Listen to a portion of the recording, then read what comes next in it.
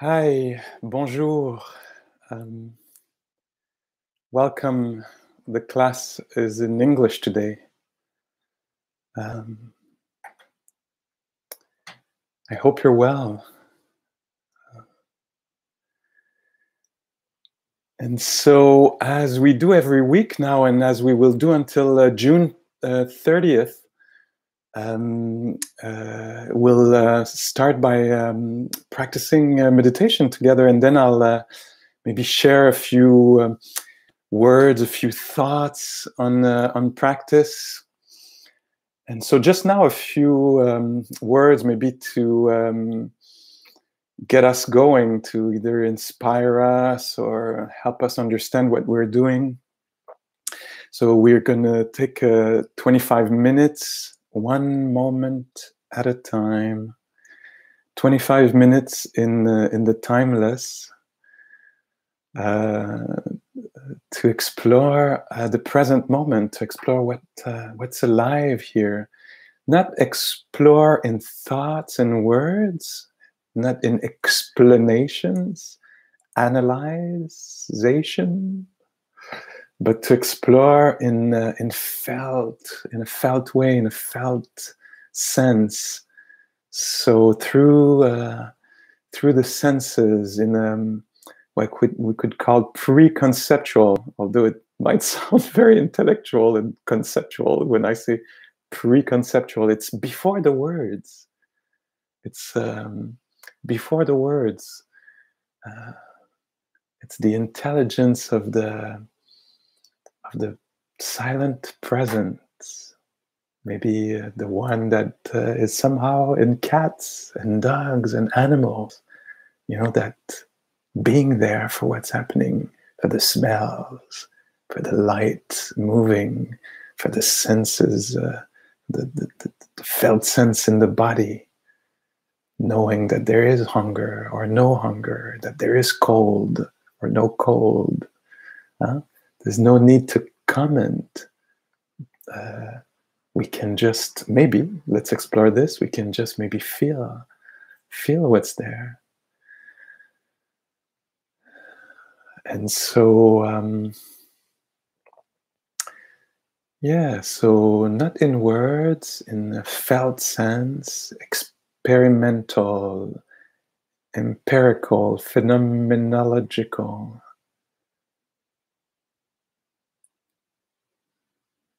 Without judgment, also. The mind is invited to be curious about reality, not in a kind of a stance of demanding or judging. It shouldn't be like this, it should be like that. We kind of discard, at least momentarily, that kind of attitude or view on the world, and we bring something forward that is much more candid, I would say. There's something almost naive, but not. Something fresh, maybe. Like a fresh way to experience the world. Oh, what is the world? What is being alive right now? And then, yes, we get to experience it. It's very simple, in a way, very primary, you'll think, although it's deep, deep stuff. Just experiencing the breath, the body alive, breathing, hearing, and being sensitive in all the ways it is sensitive. Sensitive to temperature, but also sensitive to moods and impressions that come, sound impressions, but also impressions from outside, from inside. I mean, impression of, I don't know, being behind or too slow or too quick or not there yet, or whatever impressions will come for you. Shall we try a bit?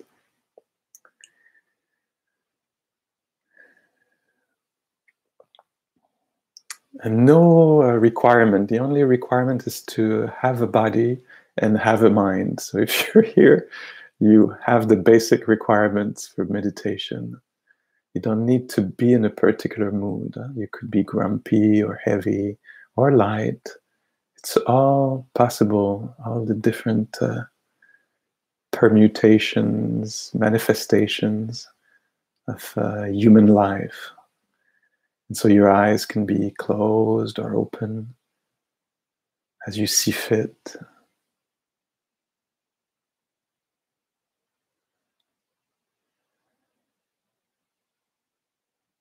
And there's just a becoming aware of maybe the surroundings through hearing.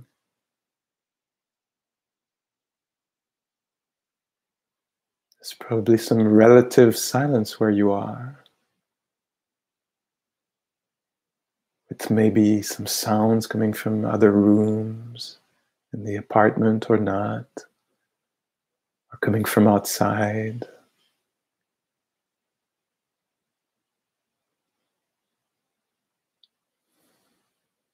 And we get acquainted with the soundscape here now, the kind of ambiance in the room and around. We don't have to produce anything. The sound or the silence are spontaneous, natural. And so is the capacity to hear.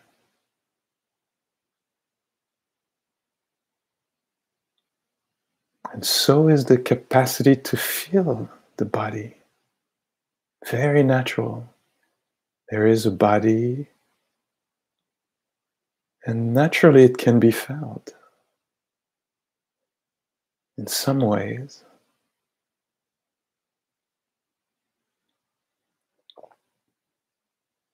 And so there might be here an awareness of a whole body, sitting or standing or whatever the posture you're in. Just waking up to this. Oh,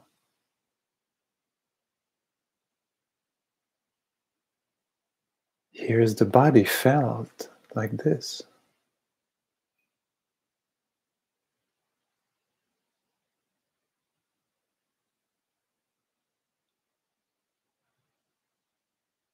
Sometimes it's pleasant to be embodied. Sometimes not so pleasant.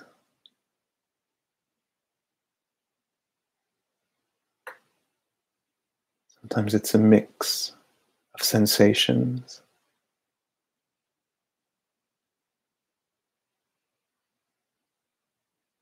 They make up what we call the body.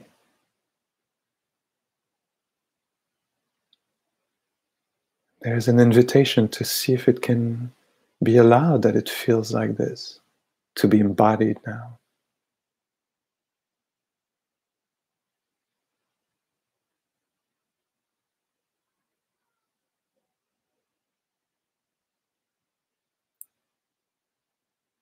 Experiencing the body alive just as it is alive.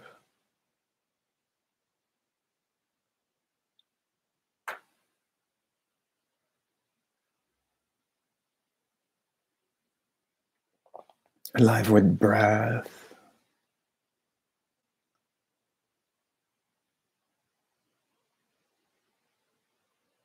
Alive with pulsations or tingling.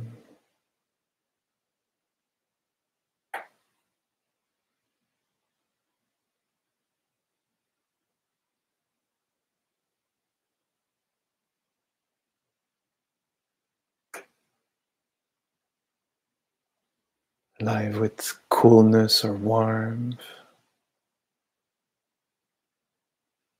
or a play of those.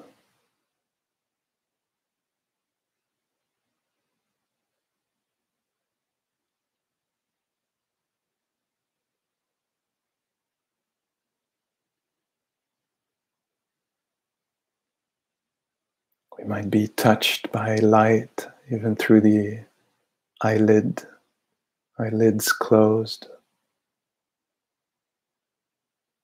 constantly touched. It's one way we could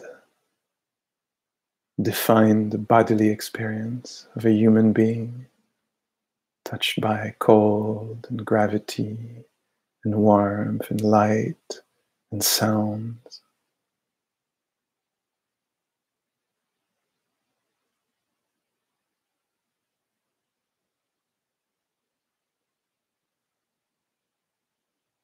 Extremely relational, the body. It's happening now. Nothing to do, just allow it to be experienced.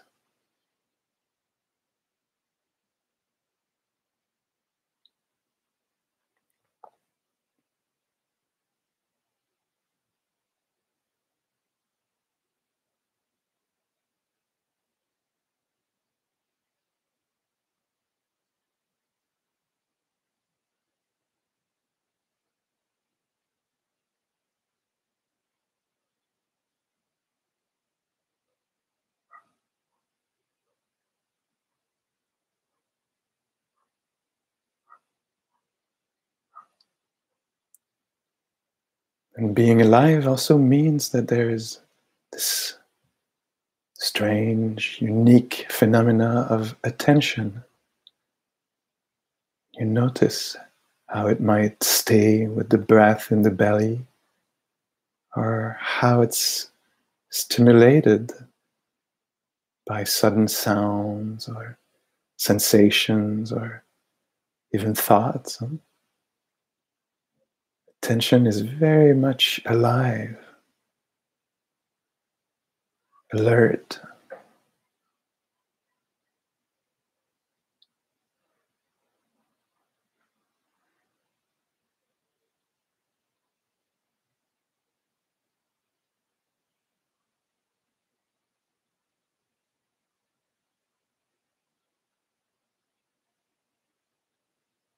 And we discover how it's like to have as a main feature in human experience to have attention as one of the main characteristics of being human.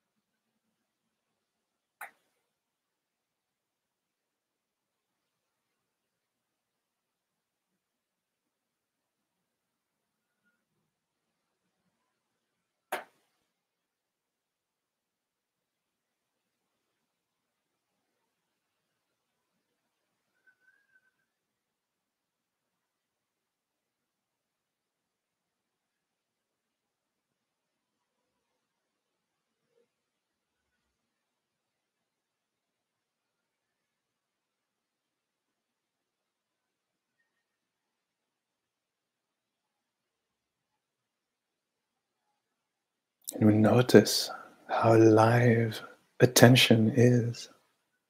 Sometimes caught, sometimes moving quickly from one stimulation to another.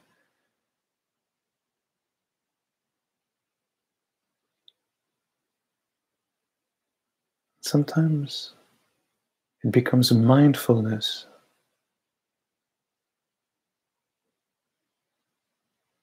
becomes careful, caring, curious,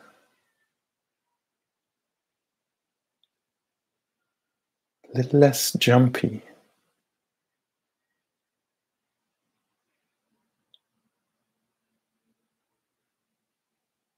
a little bit more like water entering a sponge. The attention can enter a phenomena, give kind of a fullness to the phenomena of breath or silence, help reveal it instead of just touching it lightly or quickly.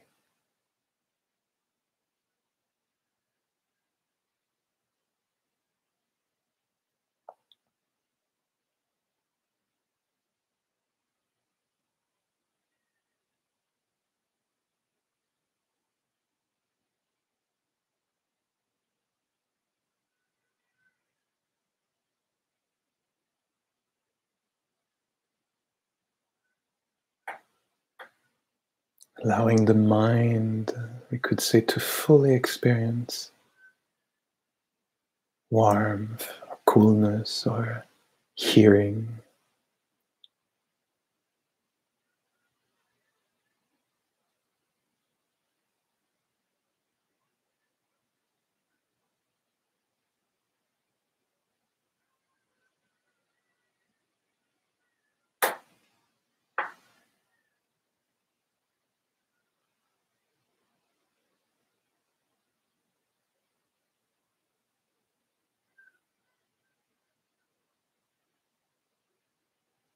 Not stopping with judgment when something is unpleasant, but allowing it to be known, to be felt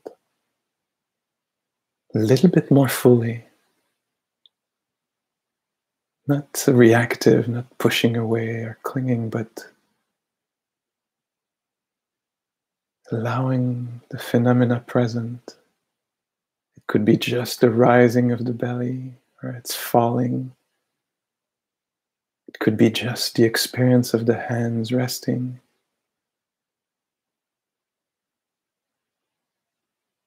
When attention becomes mindfulness, it enters into the phenomena or comes very close to it, allowing it to reveal itself.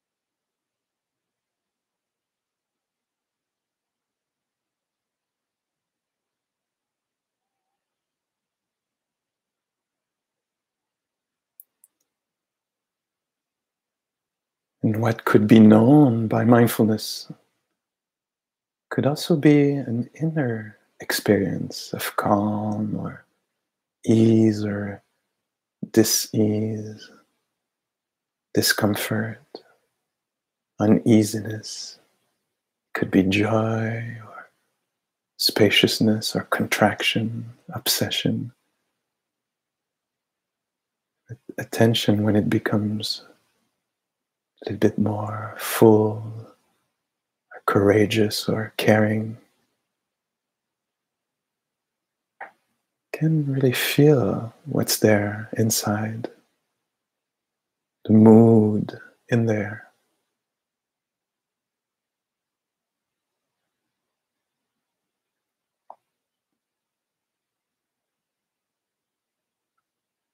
Sometimes there's not much, but mindfulness can be with not much.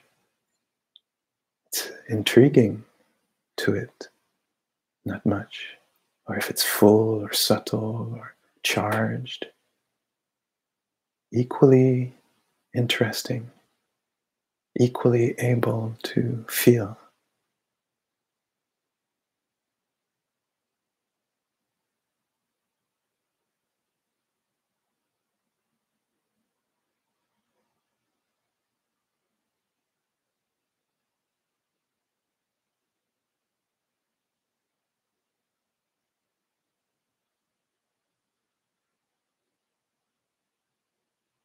Discovering maybe angst or contentment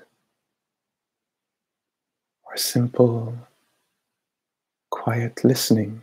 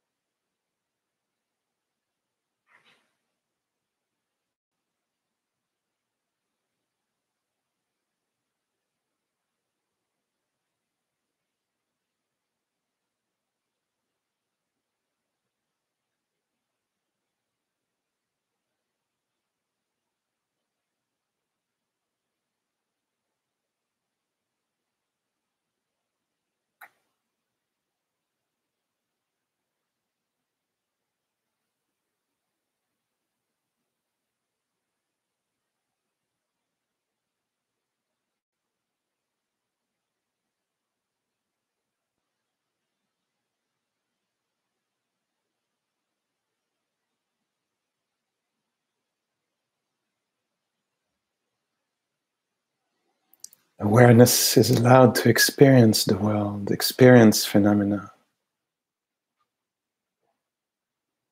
It's not cut off from experience with a barrage of thoughts and ideas, or comments and preferences. These have dropped. Now the awareness, the silent presence, can experience the body, the breath, hearing, or feelings.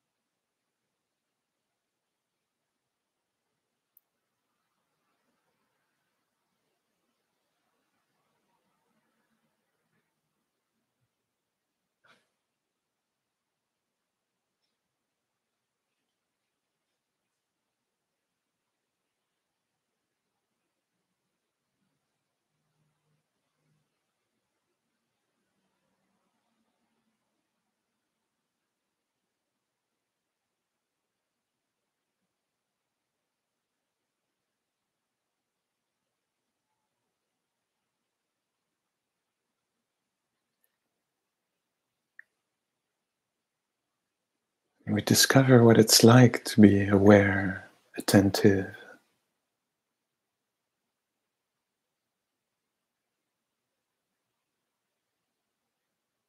And benevolence can be invited in. Friendliness,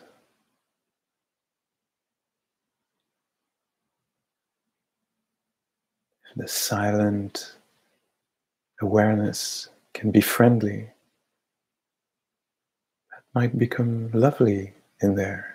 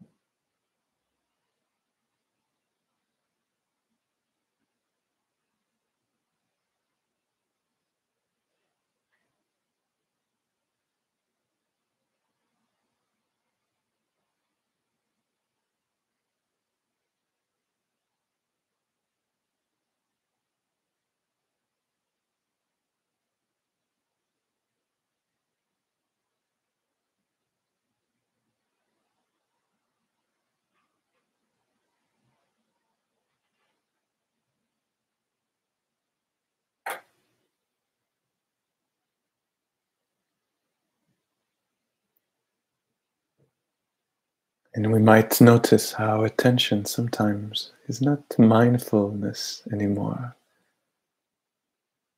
It did drift or got caught, fascinated, engaged in some dreamland, some made-up stories.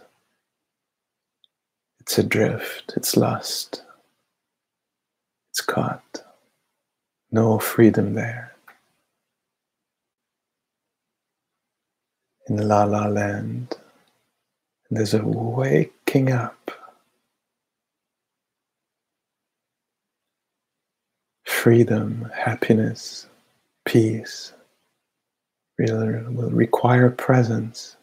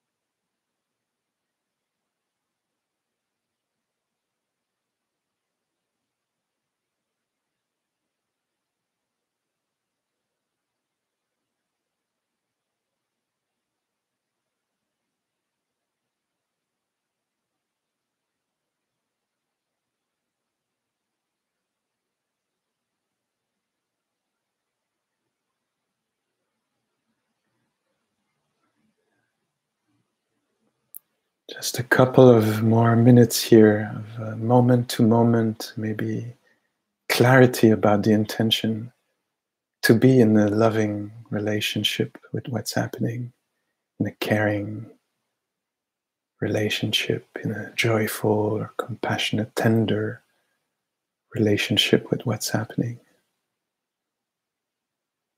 Committed to fullness of presence.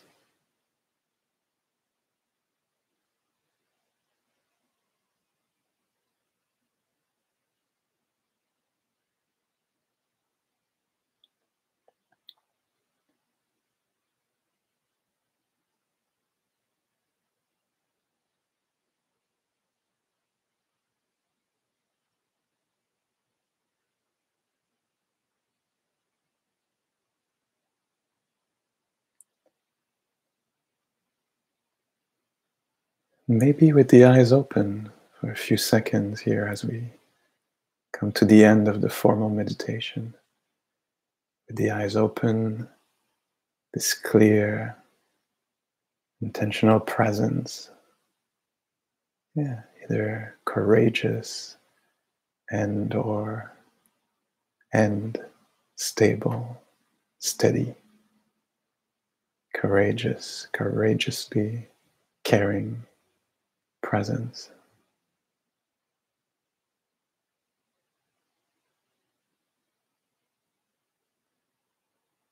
Exploring this with eyes open, is it possible to be particularly present to body,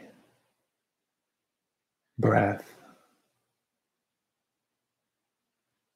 as we are here, eyes open, almost ready to engage in life, because that's what's going to happen in not too long. So showing up with full presence, not dismissing reality, but showing up for it.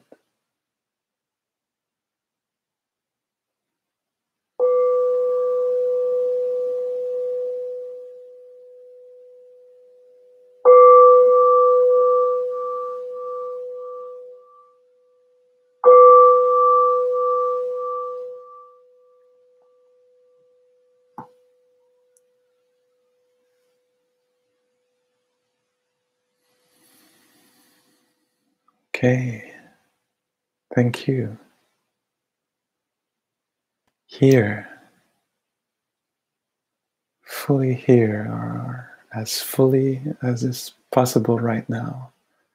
Fully here, practicing renunciation, letting go of things that might take our attention later, opinions, coming here naked in terms of a fullness of presence that is not occupied, preoccupied, fully here, even if the experience here is an experience of being disturbed in some way, triggered or activated or contracted, or showing up fully in the midst of the crookedness of our reality. If it appears like this to you right now, it would make sense. It would, if it does. It might also appear to you very simple.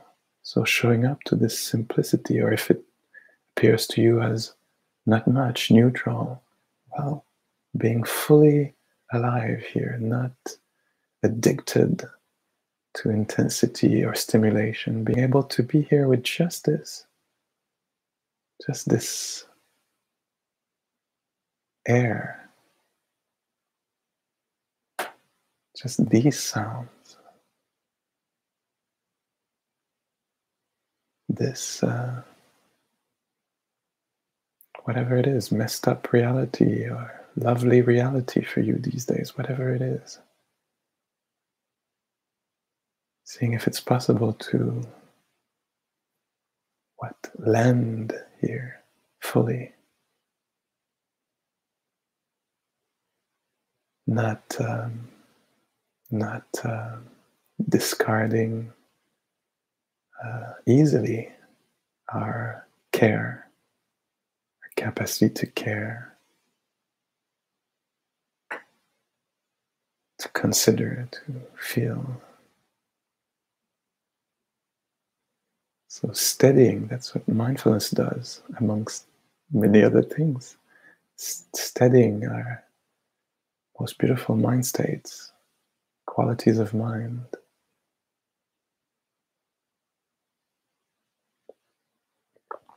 And all this will be done very unevenly. But there's a tending towards, there's an invitation, there's a remembering the possibility, even here, even now. Sometimes we think we'll be fully present later when everything's in order and flowing. Well, we won't be able to. If it ever gets like this, we won't be able to be fully there. Our brain will not be wired in this way. It will be wired in agitation. It will have been wired by agitation. Ah, la la la la. Okay, so today I'd like to explore a little bit. I have a kind of a plan.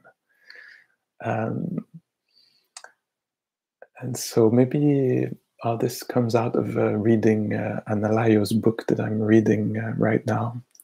He has so many books, articles, and all this, but the one I'm reading now is a meditator's life of the Buddha.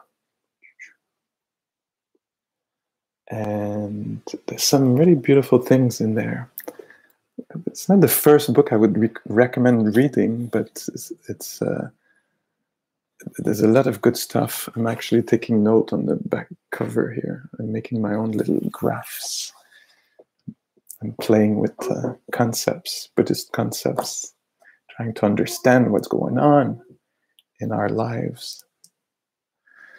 And so I liked, there was a kind of a simple way I understand Analayo talking about the practice. You'll see if you agree with me that it's simple, but I'll try to render it also as simply as it appears in me. And yeah, so I'll allow myself to do it in my way. I think you allow me to do this also. And so, yeah, let's go like this. Like, why be aware of the body like you were inviting us to do, Pascal? Why be aware of the body sitting, or breathing, or hearing, or the body feeling coolness or cold or any temperature? Why being there with sensory awareness, with the experiences of breath or tingling or hands resting, touching? You know, there's so much trouble in my life and in our lives. Why would we actually put our attention there when we could be trying to solve the problems of the world and my own, relationship, finances, and future and past? Why put attention in the body? And so I think we could say it's to ground the attention that is scattered. It's all over the place. It's caught. It's a reactive kind of attention. And bringing the attention to the breath. And it could be just that, really. I don't tend to teach this much, but it could be just staying with the breath, the body breathing, or the breathing at the belly. But it could be still just hanging out in the here and now of the body, sounds coming through, feeling of touch, contact with the ground or floor, events of the now. It's already kind of limited instead of moving towards all the stories told in our minds, staying here in the body. So it's to ground, to pacify, to quiet, to reduce the amount of mental formations.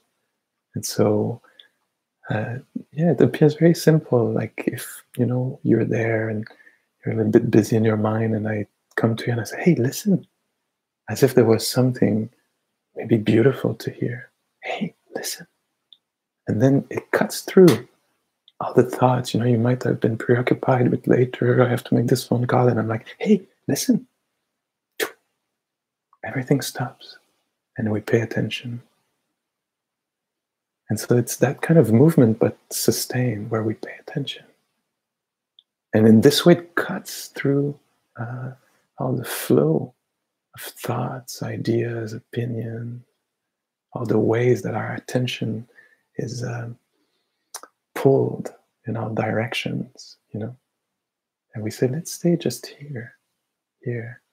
So to develop some basic calm, quietness, sanity in the mind, we pay attention to the body. So that would be like one level.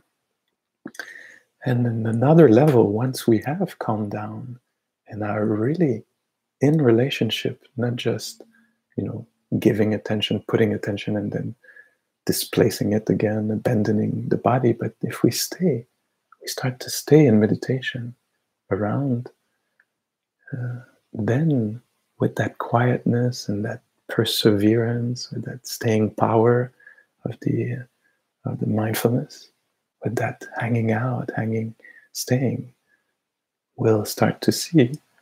This is going to be old news for a bunch of you, because I keep repeating myself, and the teachings are, in a way very simple. But what will start to appear is, yes, the dynamic nature of what's going on. And so why are we invited to pay attention to body? To calm the whole system, the emotional system, the thinking processes. So we gather the mind and the body together. They were scattered before, divided. And so now we bring undivided attention, unified attention, body, mind together. There's a kind of intelligence that is born out of this union of body and mind. An intelligence that is not accessible when we are in agitation, when the body has been abandoned, left behind, given no value, is for rent, as one of my teachers would say, available, nobody in there. They're gone in the past, the future, all kinds of consideration. And so coming back here to ground, and then to start to notice the dynamic nature of reality. And what will appear in being with the body, maybe just the breath or the hands touching, it could be anything, just the silence or hearing. If we stay there long enough, the mind will appear, will reveal itself, the qualities of the mind. And that's another instruction of the Buddha. The Buddha invites us to feel the body, maybe to ground and to notice how dynamic, changing things are in reality, in the field of the body. And then in time, we'll discover how is the mind of the meditator attentive to the body, to the breath. We'll discover that the mind is agitated or maybe quiet. We'll discover all kinds of moods in there, all kinds of ways to be present or absent. We'll discover this, just that, presence of mind and absence of mind. And in that, there's a lot of richness. So why be attentive to the body? To calm the whole system and to discover the fluctuations, the dynamism in the body and in the mind also that will be revealed. So if we just together try it and just give attention to the breath, maybe in the belly if you want, or the chest.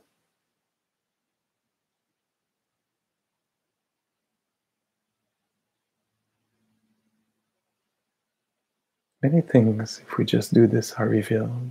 For me, what is revealed is that there's not only this, but sounds are alive. Breath is alive, but sounds are alive. And in time, I discover what it is to be attentive. So I'm moving from body to mind. Through being attentive to the body, I'm discovering what it is to have a mind, and in what shape or what kind of landscape, what shape the mind is in, or what kind of landscape there are in there. And so I'll discover the opinionated mind, or the loving mind, or the shameful mind, or the trying to acquire something mind, or rejecting something mind. Different mind states or attitudes will be revealed. And why would we be attentive to mind? So the first question was, why would we be attentive to body? Now, why would we be attentive to mind?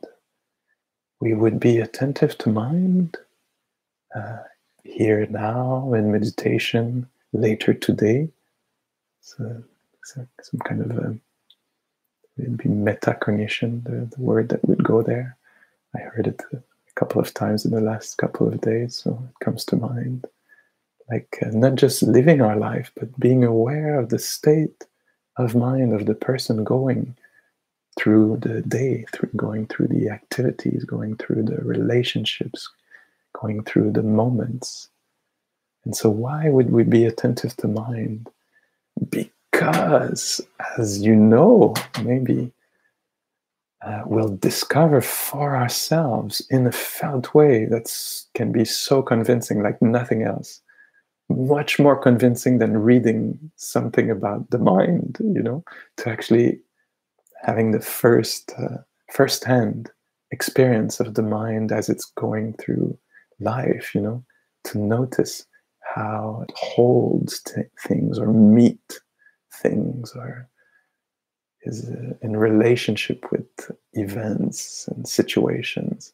So discovering how the mind is with stuff, with just the breath, with the sounds, with the other one later, with the list of things to do, with the traffic, with the COVID, with the whatever it is,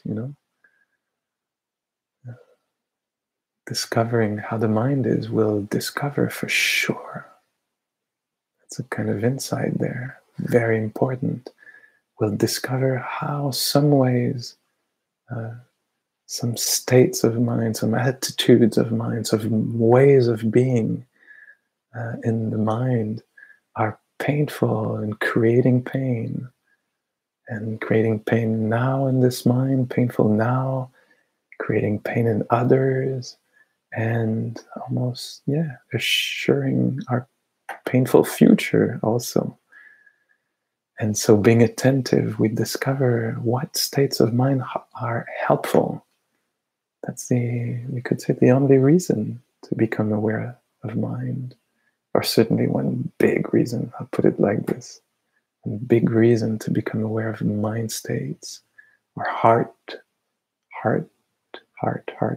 states, the words come in French now, but état d'âme, l'état du cœur, like so the inner state.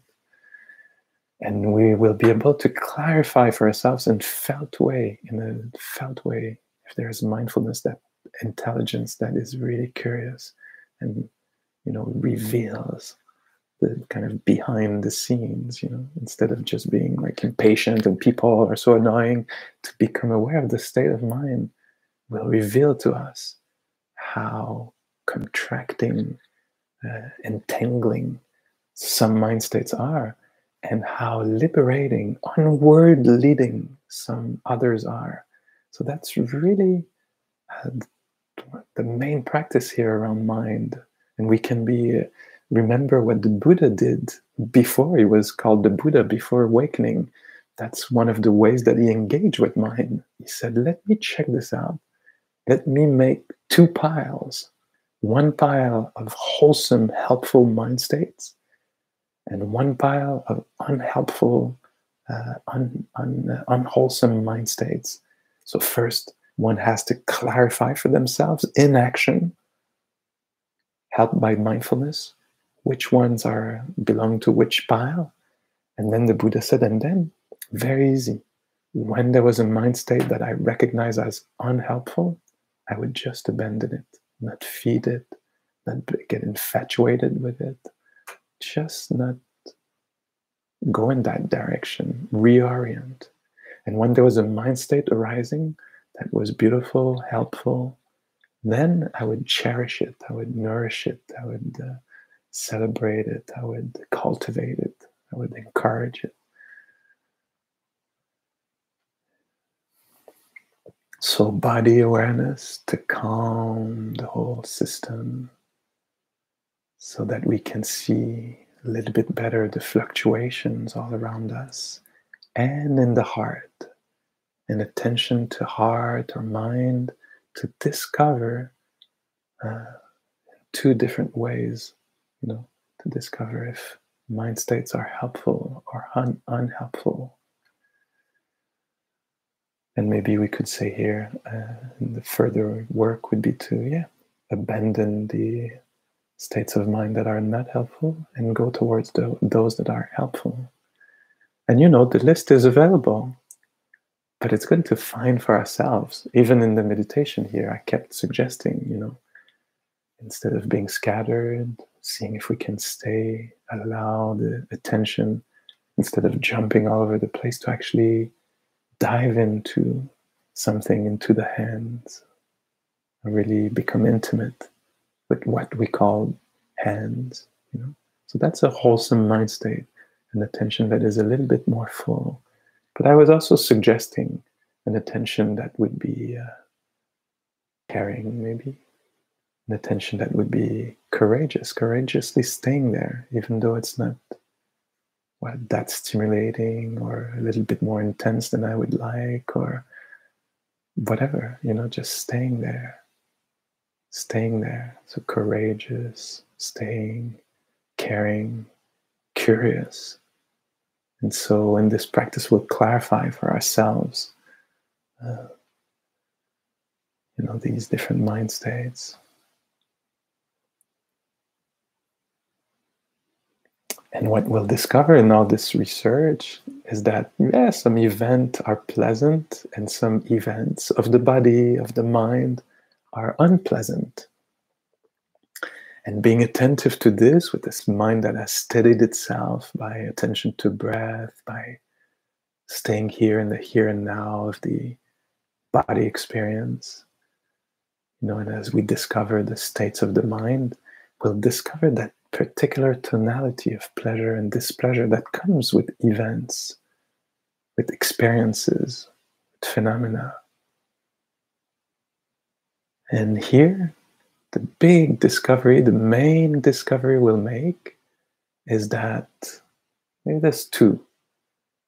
The first discovery we'll make is that this pleasure is very unreliable, is unstable, it keeps changing. And maybe around the senses, if we think of the five senses, the pleasure that comes from tastes, if we stay attentive, the pleasure that comes from sounds or situation, if we make it a little larger here, we'll notice that it's very, unstable, unreliable. And it will become clear for us in time that actually looking outside, big insight here, if you listen at one moment, that might be the moment. Looking outside to find fulfillment,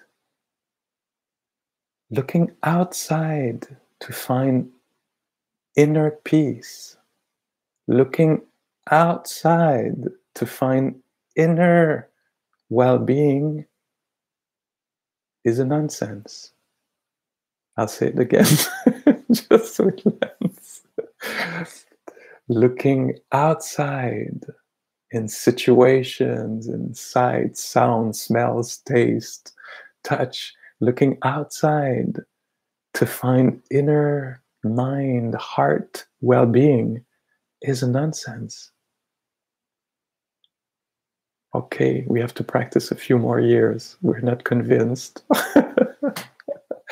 Let me look outside into a situation, a person, a location, when I'll be there, when I'll be with that one, when I won't be with that one, to find inner well-being.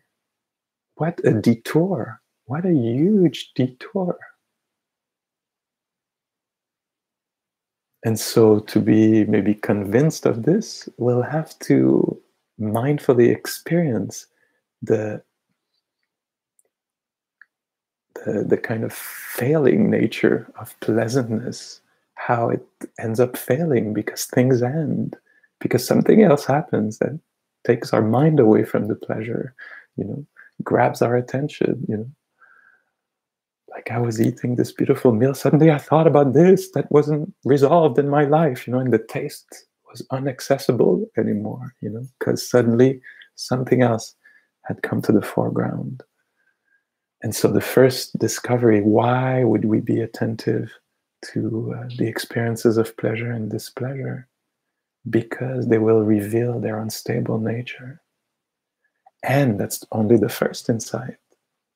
The second one is that we'll discover that there is pleasure that comes from the inside, that spring from the heart itself and mind, that can be provided from the inside and don't depend on the outside. So if I have to organize everything outside in my life so that I align all the ducks, of pleasure and safety and comfort, it's not going to work. And if it works, I'll be stressed out because I'll know that it might turn, in a different way. And so by practicing and paying attention to body, to mind, heart, to experiences of pleasure and displeasure, I'll discover at some point that there's something that comes from inside, acceptance maybe, that has a well-being to it, or courage, or clarity, or honesty, integrity, ethics, generosity. All these spring from outside. They can be cultivated and become stable and much more reliable forces in our lives, so that we become independent, that the well-being and the beauty, you could say, springs from inside, whatever the circumstances are. That's what we call maybe unconditional well-being, freedom, peace. And so I'll recap here. So we pay attention to body, to ground, cut through the thinking mind, and to gain access to the dynamic nature of reality, be touched by how things are changing. And we'll discover the mind and why be with the mind, so we can discover intimately in a felt way for ourselves, clarify for ourselves which mind states are helpful for us and others, which are not. And in all this, we'll encounter pleasure and displeasure. And why will we pay attention? Because we'll notice that the pleasure coming from outside is very unreliable. And we'll stop maybe investing all our eggs in this, putting all our eggs in the same basket, trying to solve the problem of inner well-being from the outside, expecting others and institutions and people.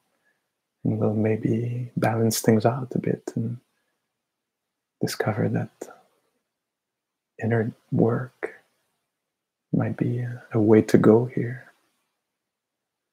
And then we'll clarify that not all things pleasurable are equal.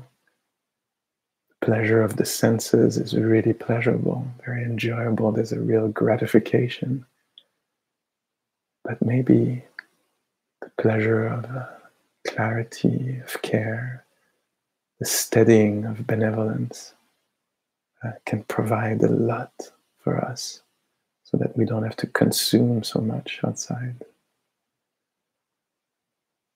Okay, just a few ideas on practice. Let's just take a couple of minutes here to see what's alive.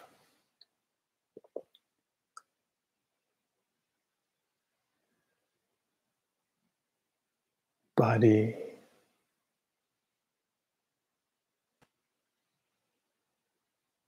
grounding attention in body.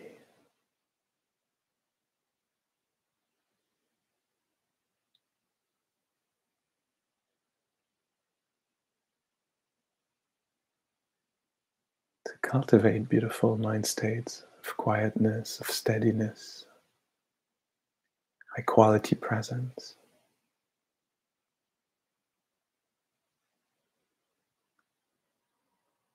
Having a bit of a more presence here, more quality presence, we'll be able to notice the subtlety of mind states.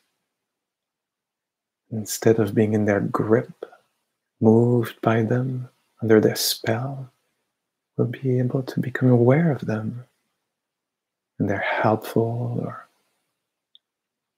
unhelpful nature.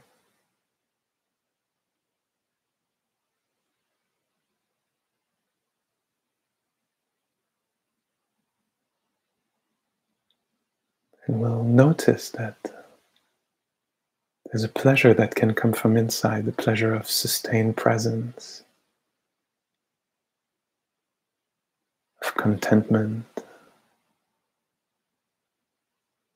the joy of not being attached to all one's thoughts and expectations, joy of simplicity.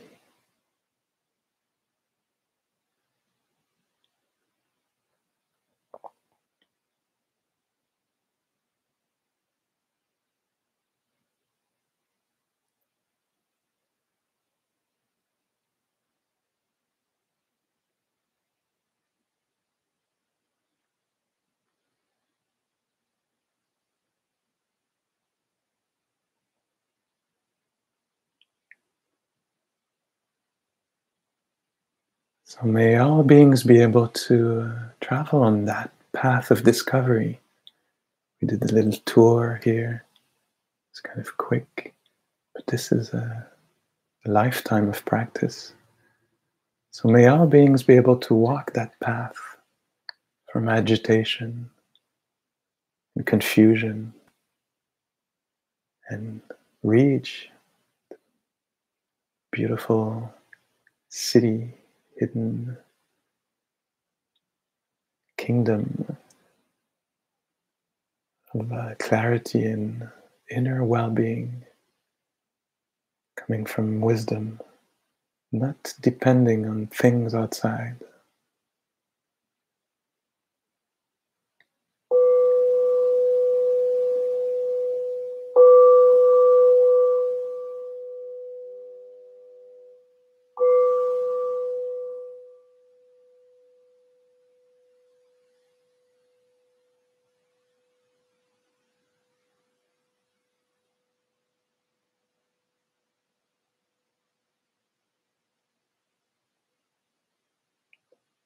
Okay, thank you.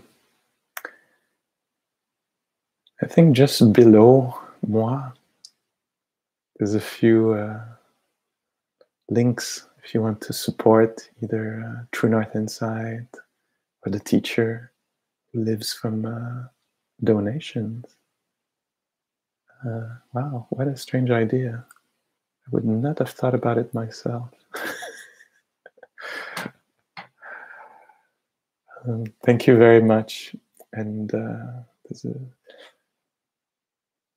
this Thursday, if you want to join me, I'll be at BCMS, online, hosting a retreat from Thursday to Sunday. So 3-4 days of exploration of the Dhamma, of these practices.